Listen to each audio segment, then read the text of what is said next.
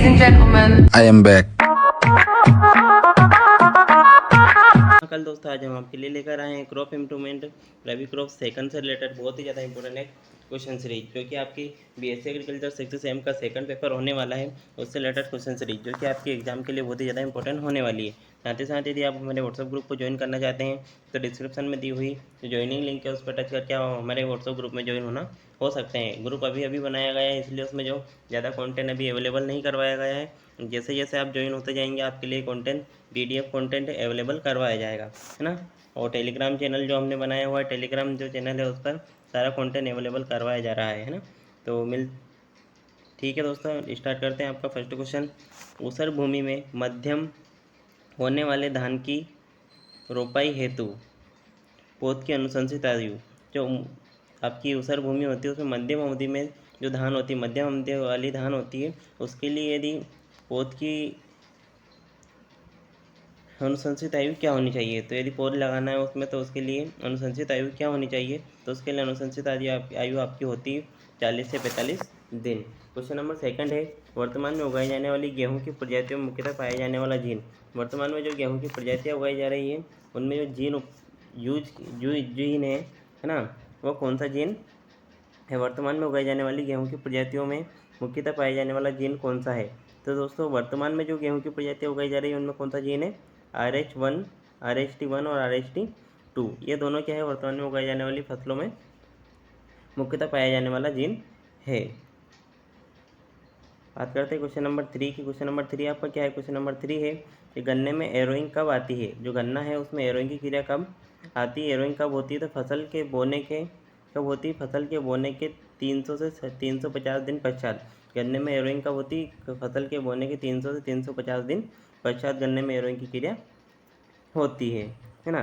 बात करते हैं क्वेश्चन नंबर 4 की। क्वेश्चन नंबर 4 क्या है आपका, क्वेश्चन नंबर 4 है गन्ने में मिट्टी चढ़ाने की क्रिया की जाती है। जो गन्ना है उसमें मिट्टी चढ़ाने की जो क्रिया है वह की जाती है, तो कब की जाती है, गन्ने पर मिट्टी चढ़ाने की जो क्रिया होती है वह जून जुलाई में की जाती है। आश्चर्यजनक गन्ना वंडर कैन, आश्चर्यजनक जो गन्ना है ना, आश्चर्यजनक गन्ना वंडर कैन कौन सा है, तो आश्चर्यजनक गन्ना आपको COJ 671 को माना जाता है। COJ 671 जो है वो आपका एक कैसा गन्ना है, आश्चर्यजनक गन्ना है, वंडर कैन के नाम से जिसे हम जानते हैं। बात करते हैं नेक्स्ट क्वेश्चन की।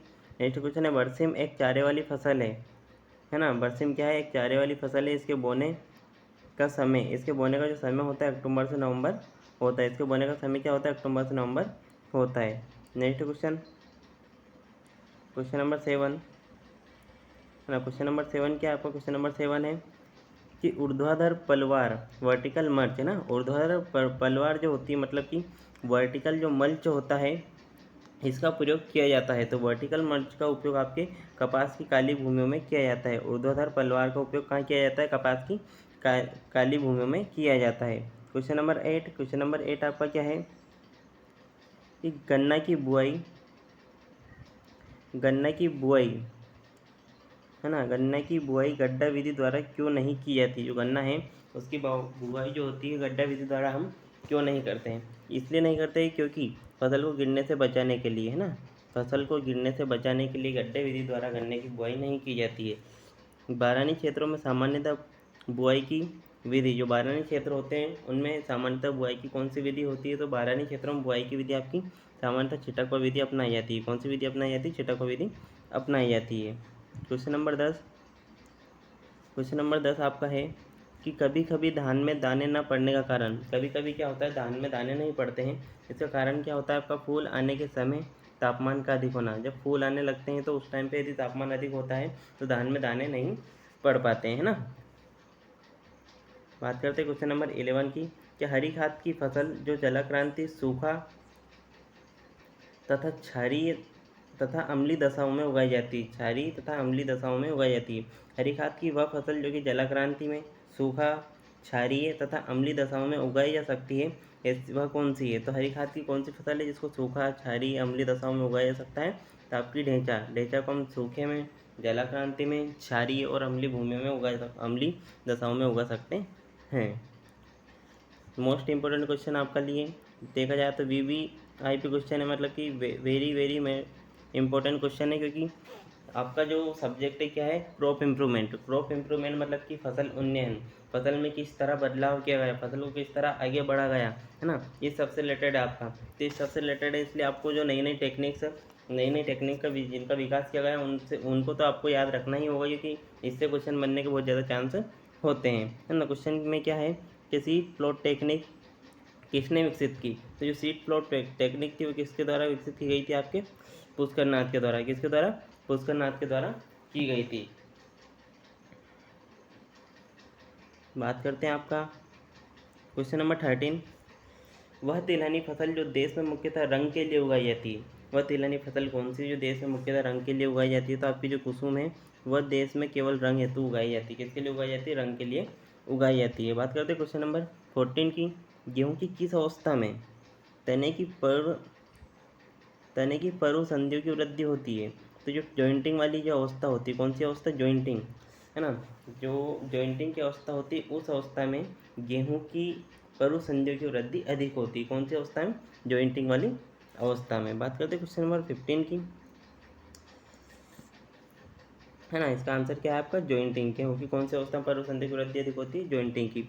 डफ स्टेज जो है कौन सी स्टेज के नाम से जाना जाता है, डफ स्टेज को हम दूधिया अवस्था के नाम से भी जानते हैं। पूसा जॉइंट किस फसल की प्रजाति है, तो पूसा जॉइंट जो आपकी किसकी प्रजाति है, आपकी बरसिन की प्रजाति है ना। पूसा जॉइंट किसकी प्रजाति है, आपकी बरसिन की प्रजाति है, जो सितंबर अक्टूबर आपको इसके पहले बताया गया था कि कब उगाई जाती है ना। बात करते हैं क्वेश्चन नंबर, शुष्क खेती के लिए, जो शुष्क खेती होती है उसके लिए उपयुक्त धान की प्रजाति कौन सी है, तो शुष्क खेती के लिए गोविंद, नरेंद्र, कावेरी, गोविंद, नरेंद्र और कावेरी, ये सभी शुष्क खेती के लिए उगाए उपयुक्त धान की प्रजातियां हैं, है ना। किसकी प्रजाति है, नरेंद्र, गोविंद, कावेरी, ये सभी शुष्क खेती हेतु उपयुक्त धान की प्रजातियां हैं। डेपोक विधि कहाँ विकसित की गई, तो दोस्तों आपको याद रखना डेपोक विधि कहाँ विकसित की गई थी, आपके फिलीपींस में विकसित की गई थी। आपको ये जो विधियां हैं, नई नई टेक्निक्स हैं, क्या क्या नया नया किया गया है क्रॉप इम्प्रूवमेंट में, आपको सब कुछ याद रखना है, क्योंकि यही आपके लिए बहुत ज़्यादा इंपॉर्टेंट होने वाला है। लेपक विधि कहाँ पे विकसित की गई थी, आपके फिलीपींस में की गई थी, है ना। और कावेरी, नरेंद्र, गोविंद, ये सभी क्या आपकी धान की शुष्क खेती में उगाई जाने वाली किस्में हैं। अरहर में दाना और डंठल का अनुपात, जो अरहर होती है उसमें दाने और डंठल का अनुपात कितना होता है, तो 1:6:8, 1:6:8, मतलब 1:6 से 8 तक का इसमें अनुपात होता है ना, अरहर में दाना और डंठल का। बात करते हैं क्वेश्चन नंबर 19 की। मूंगफली गहरी काली मृदाओं के लिए लाभकारी फसल क्यों नहीं है, जो मूंगफली गहरी काली मृदाओं के लिए लाभकारी फसल क्यों नहीं है, क्योंकि फूलन और संकुचन जड़ तंत्र को प्रभावित करते हैं। क्यों नहीं है, क्योंकि फूलन और संकुचन जो होता है जड़ तंत्र को प्रभावित करता है। तो गहरी काली मृदाओं में क्या होता है, फूलन और जो संकुचन होता है जड़ तंत्र को प्रभावित करता है, इसलिए मूंगफली गहरी काली मृदाओं के लिए लाभकारी फसल नहीं है ना। बात करते हैं क्वेश्चन नंबर 20 की। क्वेश्चन नंबर 20 है आपका, निम्नलिखित में से कौन सी दो फसलें भारत में दलहन उत्पादन का लगभग 75% उपलब्ध है। कौन सी दो फसलें हैं जो कि भारत में दलहन उत्पादन का लगभग 75% उपलब्ध कराती हैं, तो दलहन उत्पादन का लगभग 75% उत्पन्न उपलब्ध कराने वाली आपकी दो फसलें कौन सी होंगी, आपकी चना और अरहर। कौन सी, चना और अरहर, यह लगभग आपके 75% दलहन उत्पादन का लगभग 75% उपलब्ध कराती है। कौन, आपकी चना और अरहर। बात करते हैं क्वेश्चन नंबर 21 की ना। क्वेश्चन नंबर 21 आपका क्या है, निम्न में से जई की एक किस्म है, जई की आपकी किस्म कौन सी, इनमें से कैंट, कैंट क्या है, जई की एक किस्म कैंट क्या है, जई की एक किस्म है ना। एसआरआई पद्धति में धान लगाने हेतु 1 हेक्टेयर में बीज कितना लगता है, तो 5 से 6 किलोग्राम। मैंने पहले भी आपको बताया कि आपको जितनी भी टेक्निक्स है सभी याद रखना ही है। टेक्निक के द्वारा क्या आपको फसल लगाई जा रही है, तो कितने क्या बीज दर उसकी यूज की जा रही है, ये सारा आपको याद रखना ही, यही आपके लिए इंपॉर्टेंट है। एसआरआई पद्धति में धान लगाने हेतु 1 हेक्टेयर में 5 से 6 kg धान की आवश्यकता होती है, बीज लगता है।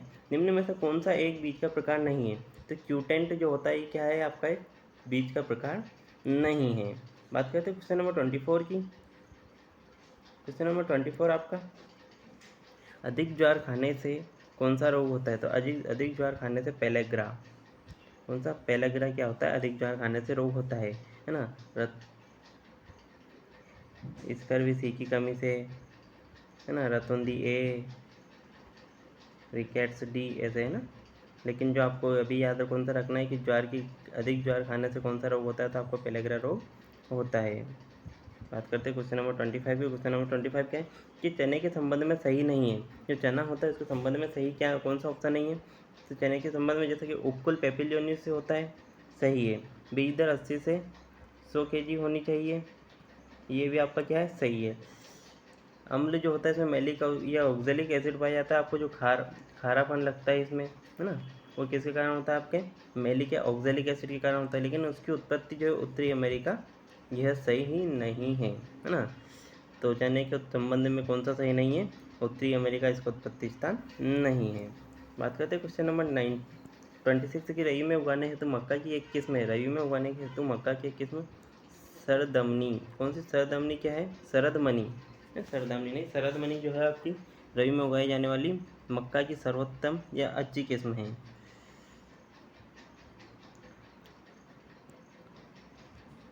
बात करते हैं मूंगफली की किस प्रकार की प्रजातियों में सुसुप्तावस्था सामान्यता पाई जाती है? मूंगफली की किस प्रकार की प्रजातियों में सुसुप्तावस्था सामान्यता पाई जाती है? तो आपकी कौन सी प्रजातियों में? स्प्रेडिंग टाइप, मतलब कि जो फैलकर बढ़ने वाली प्रजातियाँ होती हैं ना, फैलकर बढ़ने वाली प्रजातियों में जो होती है आपकी कौन सी सुसुप्तावस्था अधिक पाई जाती है? क्वेश्चन नंबर 28 है। 28 है, गुच्छेदार व सीधे बढ़ने वाली जातियों में दानों, मतलब जो दाना जो होता है उसको कर्नेल के नाम से हम क्या कहते हैं? उसको कर्नेल भी कहते हैं। गुच्छेदार व सीधे बढ़ने वाली जातियों में दानों या कर्नेल्स का प्रतिशत कितना होता है? तो मूंगफली की सीधी बढ़ने वाली प्रजातियों में दानों का प्रतिशत कितना होता है? 70 to 80% होता है। क्वेश्चन नंबर 29 कि अधिकीलन या पेगिंग का अभिप्राय होता है निषेचन होना, फल का मुरझाना व बंद होना, वृंत का भूमि में विकास प्रवेश होना। आंसर हो जाएगा आपका all of this. Question number 30 की बात कर लेते हैं। क्वेश्चन नंबर 30 क्या है आपका कि मूंगफली में फैलने वाली जाति की पंक्ति, मूंगफली में फैलने वाली जाति की पंक्ति से पंक्ति की दूरी, मूंगफली की फैलने वाली जाति की पंक्ति से पंक्ति की दूरी रखनी चाहिए। तो कितनी रखनी चाहिए आपकी? 60 सेंटीमीटर। कितनी रखनी चाहिए? 60 सेंटीमीटर रखनी चाहिए। कितनी? 60 सेंटीमीटर रखनी चाहिए। तो आपका जो आज का जो वीडियो यही समाप्त किया जाता है। मिलेंगे वीडियो को पार्ट नंबर सेकंड में, है ना। वीडियो का कंटेंट अच्छा लगा तो चैनल को सब्सक्राइब कीजिए।